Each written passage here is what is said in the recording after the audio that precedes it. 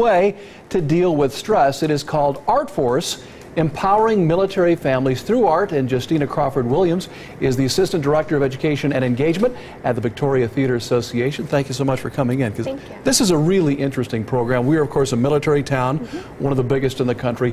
Military families have to deal with some very unique challenges, not only the member deployed, but the folks left back at home. How can the arts help them deal with all that?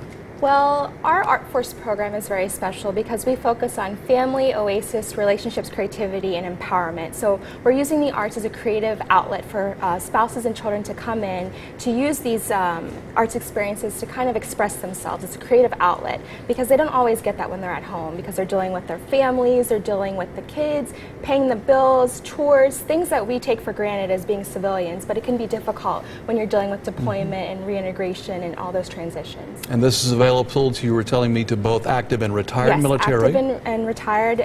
You don't have to be with Wright-Patterson Air Force Base. It can be any branch of military. And initially I figured this involved the visual arts, but it involves the performing arts as well. Yes, all art forms. So media, visual arts, writing, any type of art form, we put that into the program so that spouses can express themselves. And as I was reading on this, you indicated that you use what are called meditative art therapy techniques. Yes. That sounds, what is that? So the latest craze in the meditative arts techniques would be coloring. So we have one lesson where we give spouses a mandala and they get to color that. And we've found that to be very therapeutic. So even spouses are arguing over their favorite colors as they're coloring, and they get about 15 to 20 minutes not to color. Not the kids, the spouses. Not the kids, the spouses are. Wow, that's interesting.